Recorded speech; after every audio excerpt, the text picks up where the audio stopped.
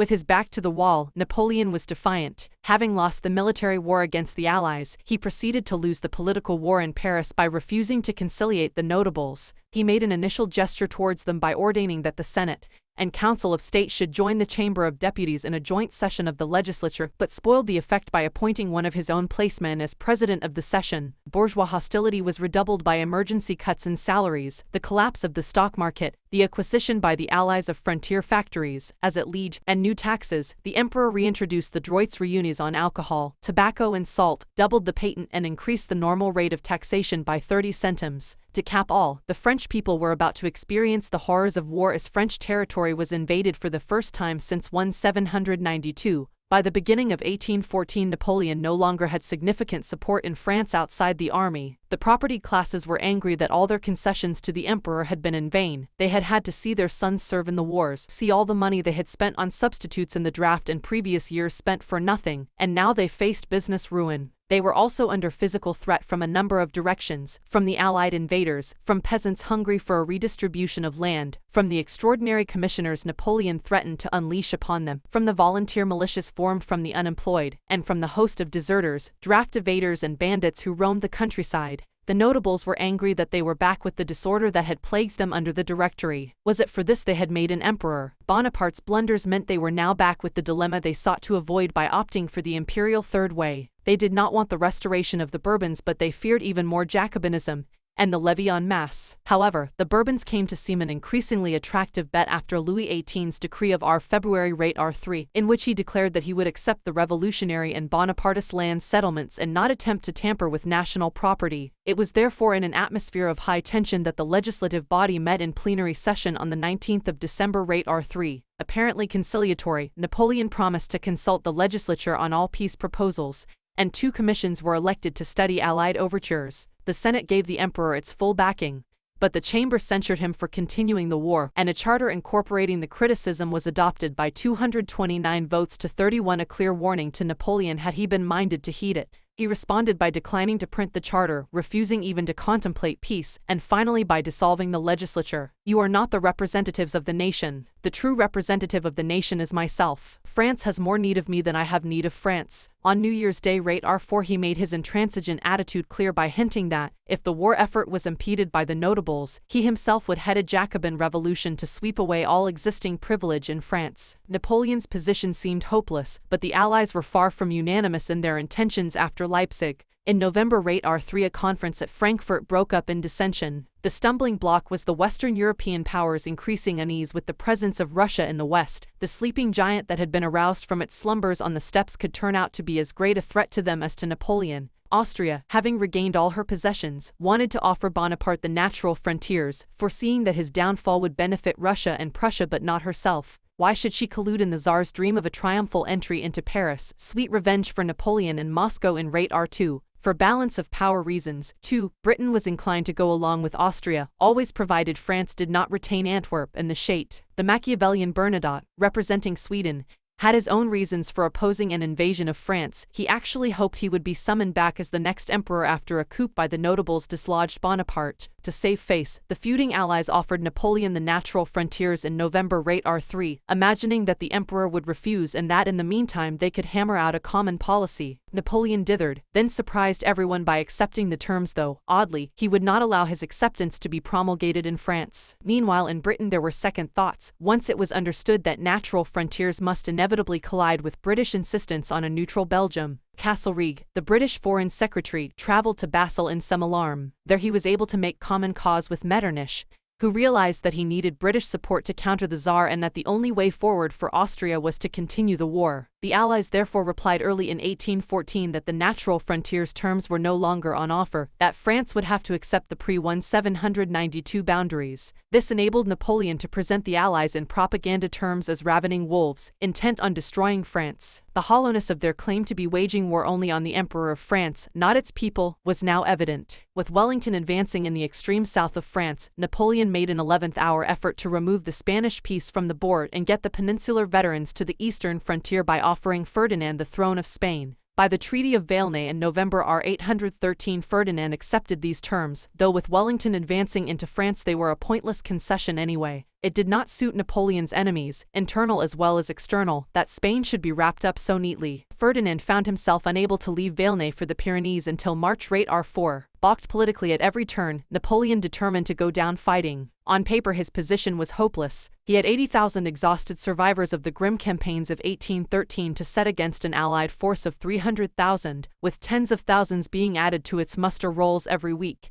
In Italy Eugene was already hard-pressed by the Austrians, and in the Pyrenees Soult was retreating before Wellington. The Confederation of the Rhine was lost and both Holland and Belgium were on the point of rebellion, but Napoleon did not yet despair, fortified by the élan of his most loyal marshals, such as Mortier, and the gallant Devout, who defended besieged Hamburg brilliantly against impossible odds during the winter of R3-14. Napoleon drafted the National Guard, called up aged reservists plus policemen, forest rangers and customs officials and pressed into service a year early the 1815 class of conscripts, but there was still an acute manpower shortage, as the number of deserters and draft dodgers who had slipped through the net since 1808 now topped 1 million. Of the J-0 men Napoleon was able to raise on paper, barely 120,000 actually served in the R4 campaign. Apart from shortage of numbers, two other factors told against the emperor in January 1, 1814. One was money, and in the light of this it was something of a miracle that a campaign was fought at all. The new taxation was systematically evaded and produced nothing worthwhile. Army contractors had to be content with promissory notes. Since the domaine extraordinaire had been used up by the disastrous 1812 and 1813 campaigns, Napoleon had to dig deeply into his private funds, the so-called Trésor des Tuileries. In January there were still 75 million francs left, but by April this had shrunk to 10 million. The other unfavorable development was the treachery of the marshals, with a few honorable exceptions. Victor began the new year by abandoning Strasbourg and Nancy, giving the Allies free passage over the Moselle and forcing the entire French line back. Even worse was the perfidy of the Murats in Italy. With the support of his wife, in January 1814 Murat signed a treaty with Metternich which guaranteed that he would continue to be King of Naples, in return for his help in waging war on Eugene de Beauharnais. Caroline, mine is a family of tramps, Napoleon allegedly said, when told of his sister's treachery. But even in the sober columns of his official correspondence his deep anger is palpable. The conduct of the King of Naples and that of the Q.Ian is quite unspeakable. I hope to live long enough to avenge for myself and for France such an outrage and such horrible ingratitude. Once again the true man of honor was manifestly Eugene de Beauharnais, who fell back to Lyons with his forces in obedience to the orders of his ex-stepfather. Though offered the crown of Italy by the Allies if he would desert his master, Eugene refused.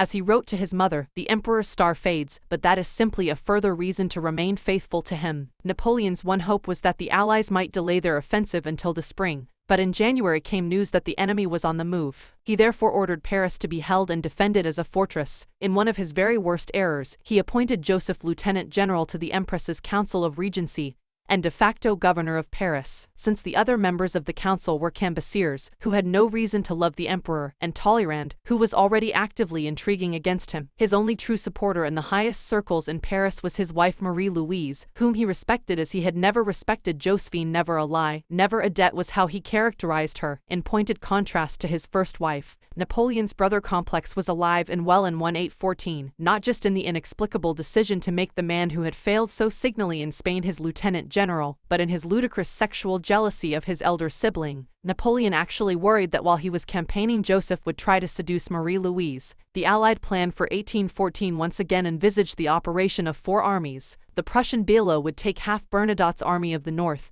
and, together with an expeditionary force sent from Britain under Sir Thomas Graham, would occupy Holland and Belgium before moving into northern France. The other half of the Army of the North, under Bernadotte and Bennigsen, would divert to besiege Hamburg and Magdeburg. Meanwhile Blücher would cross the Rhine with 100,000 men of the Army of Silesia on a broad front between Koblenz and Mannheim and try to pin Napoleon frontally, and Schwarzenberg and the 3 emperors would advance via Kalmar with 200,000 men of the Army of Bohemia, fall on the French right and, depending on their progress, either make contact with the Austrians from Italy advancing from Lyons or with Wellington coming up from the Pyrenees. By February the Allies hoped to have 400,000 troops on French soil. Schwarzenberg began by advancing cautiously to the Langres Plateau where he waited until the 23rd of January, having heard that new peace overtures were afoot. On the 22nd of January Blücher crossed the Meuse and advanced 70 miles into France. His vanguard established a bridgehead over the Marne. Napoleon made the salvation of Paris his prime aim in the 1814 campaign. To do this he had to prevent a junction of the two main Allied armies. Hearing that Blücher and Schwarzenberg were only 2 days' march apart, he left Paris on the 25th of January and next day took up station at Chalons-sur-Marne, ready to occupy the center position and keep the two armies divided, since the area to the east of Paris is crisscrossed with numerous rivers and roads and Napoleon knew the geography intimately.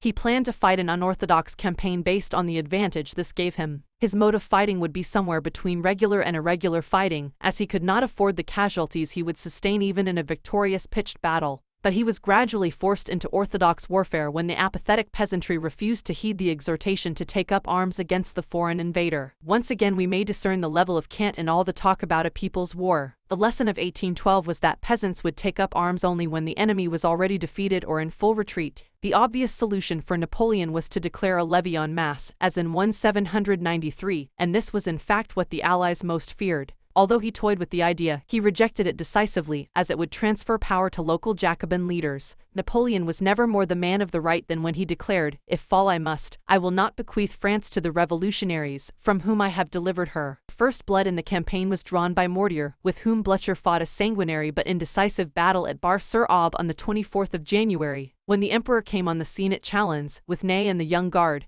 he noticed Blücher's forces dispersed, so hatched a plan to pin him down while Marmont worked around his rear to launch an attack at Bar-le-Duc. Just in time Blücher managed to avoid the trap, but on the 29th of January near Brienne Napoleon caught up with him, and, using Ney and Grouchy effectively, badly mauled the Prussians, who left behind 4,000 dead and wounded. He then dogged the steps of the Prussians through heavy snowstorms, but Blücher got away to link up with part of Schwarzenberg's army. On February Napoleon and 40,000 men waited for the Allies at La Rothière on the road to Brienne. The scouts he had sent out brought back poor intelligence, for it was difficult to make out anything in the blinding snow. When news came that an enemy army was on the march north from Trans, Napoleon at once offered battle, unaware that Blücher had linked with Schwarzenberg and that he therefore faced an II-0 strong army, nearly 3 times larger than his. There ensued a miniature version of Eylau, fought in a raging blizzard which soaked the ammunition and made it difficult to distinguish friend from foe. As night fell, Napoleon broke off contact, having suffered a tactical defeat, with 6,000 casualties and the loss of guns. Despite the wild disparity in numbers he had acquitted himself well. Napoleon returned to Troyes, where he arrived on the 3rd of February, having lost 4,000 men through desertion on the march. The citizens of Troyes gave him a very frosty welcome. For a few hours the emperor brooded, idly pinning his hopes on peace talks which had opened at Chatillon-sur-Seine. According to his spies, Austria was still opposed to Prussia and Russia in not wanting guerra outrance. If the war continued, his problem was how to fight the enemy in detail if they were already united. There seemed no other way, as guerrilla warfare was anathema to him. Then his scouts brought him some good news. The enemy had grown overconfident and once more divided their forces. Blücher had decided to advance by way of the Marne while Schwarzenberg proceeded up the Seine. This gave Napoleon the separate targets he required, but first he needed to widen the gap between the two Allied armies so that they could not regroup by a rapid forced march. Then he intended to strike hard at the army of Bohemia while Marmont and Oudenaarde contained Blücher. A number of small victories hastened the process. Marmont defeated the Bavarians at Arcis-sur-Aube. Grouchy and the Guards' cavalry beat the Russian cavalry at Troyes, and there were successful skirmishes at Vitry and Sens. But while Schwarzenberg veered south, the effect of all this was to drive Blücher pell-mell towards Paris, and he was soon reported at Meaux, 25 miles from the French capital. Napoleon's strategy was now in ruins. After a brilliant feint that sent Schwarzenberg eastward, he doubled back for the defense of Paris. The early days of February severely tested Napoleon's morale, for bad news rained in on him thick and fast. Paris was in a high state of panic over Blücher's advance, while Caulaincourt removed the last hope of a peaceful settlement by reporting from the Chatillon-sur-Seine conference that the Allies would offer only the 1792 frontiers. There was now fine detail on Murat's defection in Italy and news that Bülow had taken Brussels and was besieging Antwerp. The Napoleon of 1812 and 1813 would have sat brooding, but the man of 1814, displaying energies not seen since his heyday, not only put strong forces into Paris to restore morale there but, with just 30,000 troops, made plans to defeat Blücher in detail before turning south to deal with Schwarzenberg. Advancing cautiously and hampered by icy and slushy roads and food shortages, Napoleon took time to get within range of Blücher. Then, learning that the Prussian field marshal had divided his forces, he struck hard. On the 10th of February he sent Ney and Marmont against the advanced Prussian positions at Champaubert, inflicting 4,000 losses on the enemy at cost of 200 Frenchmen, and providing himself with an entering wedge between the corps of Weyrauch and Sac-En which Blücher had foolishly separated. Too late, Blücher ordered his 2 deputies to concentrate, but Napoleon got to Sac-En first. On February at Montmirail he brought off a textbook maneuver, pinning Sac-En's Russian allies with artillery fire until Mortier arrived to deliver the knockout blow. Timing his movements perfectly, Napoleon then sent in the Guard for the coup de grace. Montmirail was one of the Guard's great moments, and the victory was particularly to be savored, as the emperor had once again defeated a numerically superior enemy, inflicting twice as many casualties and hauling in 3,000 prisoners. Those who claim that the Napoleon of 1814 was the General Bonaparte of 1796–97 back to his best form are not exaggerating. Flushed with victory, Napoleon seemed to gain a new lease of life. He was again the complete commander, full of energy, alert to the slightest battlefield nuance. In this mood he attacked Weyrauch at Château-Thierry on the 12th of February. The Prussians fought a desperate rearguard action before escaping north over the Marne to Soissons. Marching to York's aid, Blücher sheered off once he heard the emperor himself was commanding the French and then had to beat off assaults on his rearguard. In the fighting on 13th of February the Prussians and Russians lost 6,000, the French no more than 600. Once again it was bad news from other fronts that led Napoleon to break off the pursuit of his quarry. It was Victor who had let Blücher through the net to menace Paris earlier, and it was again Victor who let the emperor down. Napoleon had been reasonably confident about holding the army of Bohemia at arm's length, for the key to Paris was the Nogent Bridge over the Seine, and he had left clear contingency plans to blow it up if it could not be defended. However, the Austrians found another bridge at Bray, 10 miles west, and crossed there. Victor abandoned the Nogent Bridge to avoid encirclement, thus precipitating another panic in Paris. But Schwarzenberg did not take the gleaming opportunity apparently offered him. He was afraid of being caught between Napoleon's force and the other army Augereau was supposed to have raised in Lyons. Moreover, he was finally running into partisan resistance as the French peasants, enraged by Allied looting, at last began showing signs of the guerrilla spirit. When Blücher heard the news from the Seine, he naturally calculated that Napoleon would be forced to go to the help of his capital, giving the Prussians the opportunity to take them in the rear. The emperor was keen to encourage this thinking and laid out a decoy for the Prussians, using the small forces of Marmont's corps, Grouchy's cavalry and the Guard as bait. Blücher fell for the trap and came within an ace of being surrounded. He was saved only because the roads, muddy after melted snow, prevented Grouchy from bringing up the horse artillery to finish the Prussians off. Nevertheless, at Vauchamps on the 14th of February Napoleon inflicted 7-0 casualties for the loss of just 600. In the so-called 6 Days Campaign of February 1814, Napoleon returned to his peerless best as a commander, inevitably recalling his successes in 1796–97. He could probably have finished off Blücher and the Prussians on the 13th of February, but for the hiccup caused by the news from the Seine front. As it was, he caused Allied losses of 20,000 and seized a large number of guns. The key to his success was that he had a small army under his personal direction, much as in the Italian campaign of 1796–97. A generalization becomes inevitable. Napoleon was a brilliant commander of small armies which he could mold to his will as a conductor molds an orchestra, but the huge armies of 1812 and 1813 spiraled out of his control. The emperor had in a sense promoted himself to his own level of incompetence. The irony of the 6 days was that all Napoleon's brilliance availed him nothing. Within days Blücher had received 30,000 Russian reinforcements, more than making good his lost numbers. It was as if Napoleon's victories had never been achieved. Reasonably confident that Blücher would take time to lick his wounds after such a mauling, Napoleon left Marmont and Mortier in a holding position at Vauchamps and swung away southeast in pursuit of Schwarzenberg, whose cavalry patrols were already probing Melun and Fontainebleau. After marching 47 miles in 36 hours, he hurled his forces, now 60,000 strong, against the Austrians. In engagements at Mormont and Valjean the French generals carried all before them. For the 4th time on this campaign the supremely useless Victor ruined things. Commanded to march through the night to catch the enemy at Montereau, he disobeyed orders, thus allowing the Austrians to dig in behind strong positions. Napoleon angrily dismissed him, replaced him with General Gerard, then brought off another superb victory by sending in his cavalry at just the right moment. For the loss of 2,500 the French inflicted casualties of 6,000. Yet another French success at Murray-sur-Seine on the 21st of February left the Allies demoralized and in disarray. Having won 7 battles in 8 days, Napoleon was again offered the 1792 frontiers as the basis for peace but, flushed with his string of recent successes, turned the offer down. He intended to pursue Schwarzenberg to Troyes, forcing him to make a stand there, but learned to his dismay that Blücher had managed to link up with him there. Disheartened, Napoleon sent word through his envoys that he would accept the 1792 frontiers, only to be told that the offer was revoked. Even so, had the Allies stood to face him at Troyes, Napoleon, with 70,000 against 0, might have won a great victory. But at a council of war between Blücher and Schwarzenberg in Troyes on the 22nd of February, the Allies agreed to withdraw. Blücher would head north to the Marne to link up with Bülow and divert attention from Schwarzenberg, who would retire to Langres. Consequently, Napoleon entered Troyes to a greeting far warmer than his last one. The burghers had had enough of Germanic depredations. From a military point of view, Napoleon's position at the end of February looked promising. But the apparent situation masked a host of problems. The emperor had reached the end of his ingenuity, his armies were exhausted, there were no recruits, France seemed sunk in apathy,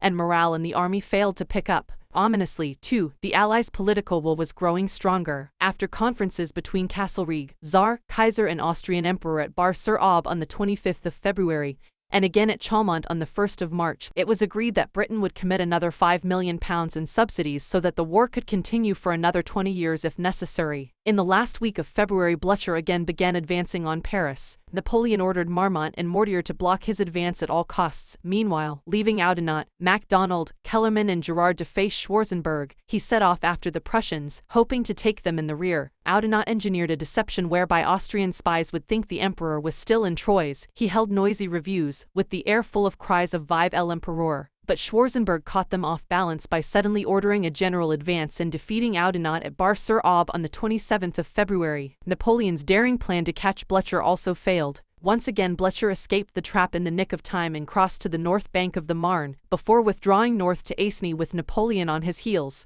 Because of cowardice by the commandant of Soissons and the tardiness of Marmont and Mortier, who were supposed to head the Prussians off there, Blücher made good his getaway, met his reinforcements under Bülow and emerged from the chase with an army of 0 Prussians and Russians. Just then word came in that MacDonald had retreated and allowed the enemy to occupy Troyes. Once again the emperor was stupefied at the incompetence of his marshals. Undeterred, he hurried on to engage Blücher, whom he found on the plateau of Craon on the 7th of March. With just 40,000 men, Napoleon was again facing impossible odds, especially with 25,000 fresh Russian troops in the field. It was the Russians who caused the French the heaviest losses, including both Grouchy and Victor wounded, but finally they gave ground and retreated to Laon. Casualties were about 5,000 either side. Even at these odds, Napoleon might have scored a complete victory, but for the idiocy of Ney, who attacked prematurely before the artillery had been brought up. Lacking cavalry for reconnaissance, Napoleon concluded from the enemy withdrawal that he had defeated Blücher's rearguard and was astonished to run into the main army at Laon on the 9th of March.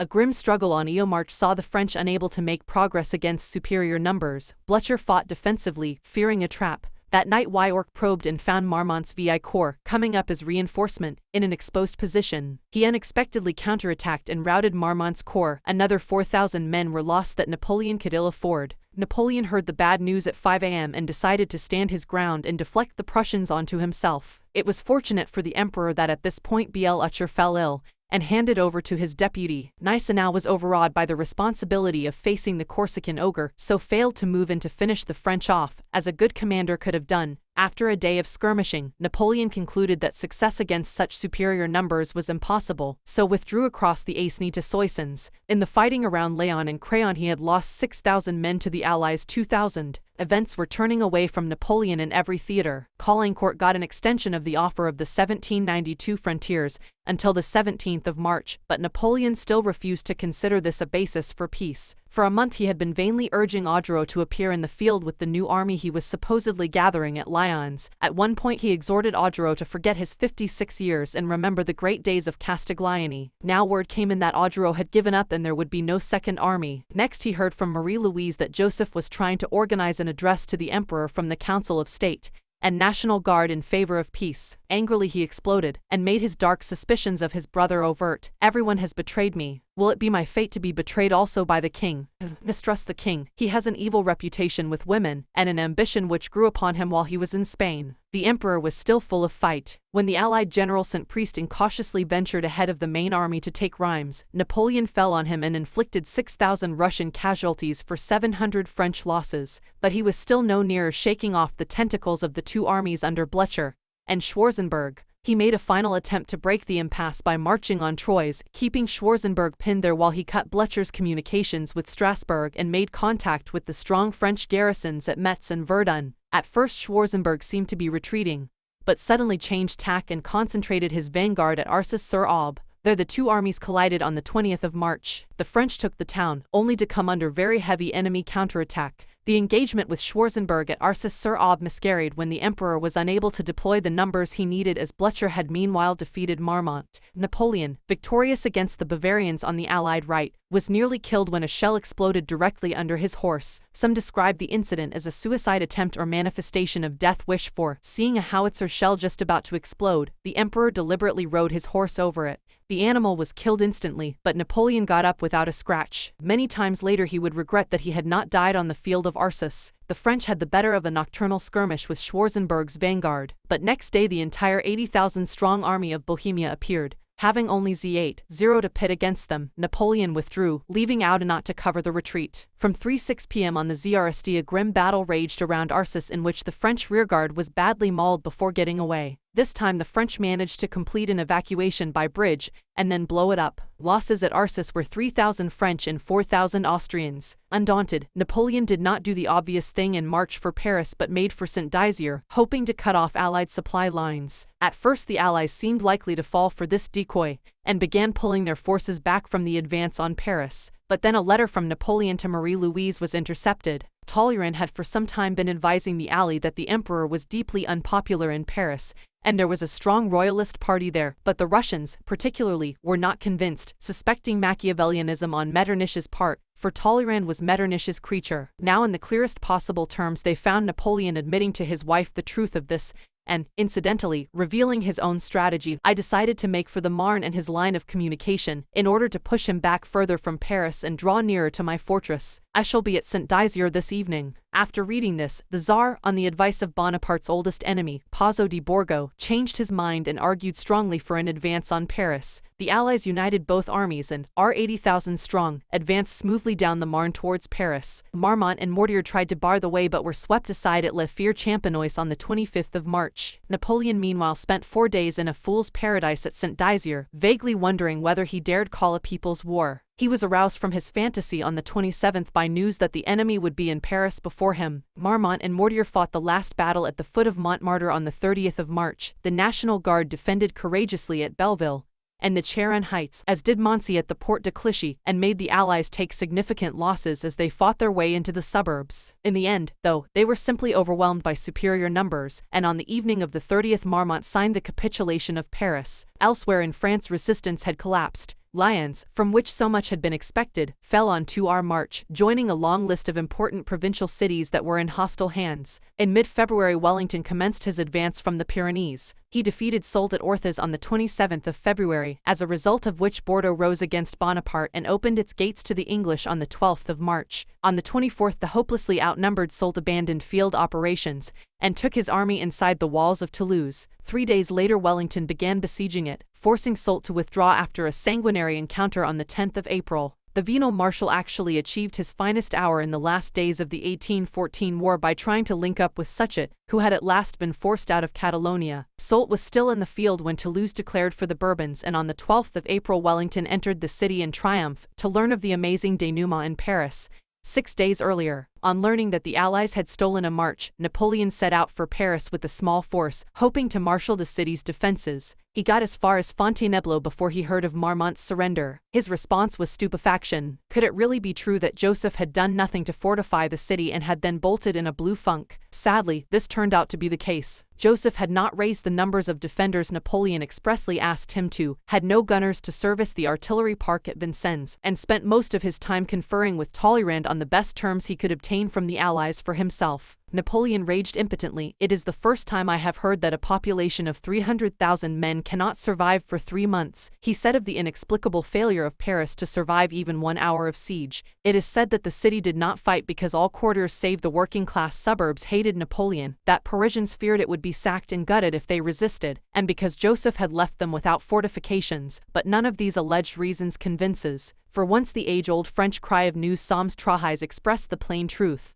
The most culpable of those who failed Napoleon was his brother Joseph, whose incompetence was so spectacular that one is justified in suspecting deliberate sabotage. Marmont has been identified as the prime villain by the influential historian Henry Houssaye, on the grounds that supply lines and logistics would have forced the retreat of the Allies if Paris had held out for just another 24 hours. But the worst of all villains was the venal and treacherous Talleyrand who, with Fouche and other inveterate plotters, remained in the capital to welcome the Allied deliverers while Joseph and Jérôme rode hell for leather for the Loire. Joseph persuaded Marie-Louise that the Council of Regency and the court must leave the capital but ignored Napoleon's explicit instruction that nobody must be left in Paris who could legitimate a transfer of power to an Allied nominee. Talleyrand managed to stay on in Paris by the simple ruse of appearing at the barrier at the city exit without a passport authorizing him to leave. Talleyrand, together with Chabrol, prefect of the Seine, and Pasquier, prefect of police, were therefore on hand to welcome the Tsar and the King of Prussia when they entered the city with their troops on the 31st of March. But he was nearly beaten at his own game when a little-known assembly jumped the gun. The Council of the Seine, an assembly so despised by Napoleon that he habitually drew up the budget for Paris without consulting it, in a proclamation by its councillors called on Parisians to repudiate Napoleon and petition for a Bourbon restoration. It was the notables on the council, not the aristocracy, who were the prime movers. Talleyrand, fearful lest this premature proclamation provoke a backlash, banned it from Le Moniteur and quickly formed a provisional government on the 1st of April. 2 days later he persuaded the Senate to vote for Napoleon's deposition. With deeply researched malice he had already packed off Marie-Louise and her son, using Joseph, moronic or treacherous according to interpretation, as frontman in persuading her. The upshot was that it was no longer feasible for anyone in the government to suggest a transfer of power to the Regency, and the abdication of Napoleon in favor of his son. Nevertheless, this was the option Caulaincourt held out for in negotiations with Tsar Alexander. At Fontainebleau meanwhile Napoleon had assembled 60,000 troops and was prepared to fight on. But on the 4th of April a delegation of marshals, headed by Ney, Moncey and Lefebvre, told him this was no longer an option. "The army will not march," said Ney. "The army will obey me," said Napoleon indignantly. "The army will obey its chiefs," came the uncompromising reply. Opinion is divided as to whether Ney, Berthier or Lefebvre was most responsible for the revolt of the marshals, but Napoleon then had no choice but to write out a conditional abdication, provided the Allies recognized his son as his successor. Caulaincourt, Ney, Marmont and MacDonald formed the delegation that took this offer, the so-called Brumaire, and reversed back to Paris. Alexander vacillated, fearful that if he did not accept a regency of the King of Rome, fighting might break out again. But Talleyrand had not finished spinning his web of intrigues. He flattered the gullible Marmont that he could be a second General Monk and worked on him to betray his colleagues. While Caulaincourt and the others got into tough negotiations with the Tsar about Napoleon II, a message was dramatically delivered to Alexander, stating that Marmont had signed an agreement with Schwarzenberg and that his corps were even then fraternizing with their new allies the Austrians. The marshals now had no option but to return to the emperor with the bad news and ask for his unconditional abdication. On the 6th of April Napoleon signed the deed, and on the very same day Talleyrand nudged the Senate towards his final goal, the restoration of the Bourbons. 3 things strike the Bonaparte student as salient about the dramatic first 3 months of 1814. First is the brilliance of Napoleon's campaigning. Second is the astonishing level of treachery towards the emperor. Third is the affectionate relationship between Napoleon and Marie-Louise. Of these the first largely speaks for itself. As Wellington commented later after a close examination of the Northern campaign, "The study of it has given me a greater idea of his genius than any other. Had he continued that system a little while longer it is my opinion that he would have saved Paris." On the second, the only surprise is that the dreadful Talleyrand still finds his supporters. Even the great Pieter Jael displayed naivete in thinking Talleyrand had the interests of France at heart, rather than his own. In 1814, Talleyrand's apologists appear to work from a false syllogism. Napoleon's interests and those of France were different, Talleyrand's interests and Napoleon's were different, therefore Talleyrand's interests and those of France were identical. Marie-Louise's conduct and support for her husband during these trying 3 months were irreproachable. She was the only one on the Council of Regency who fully supported the emperor,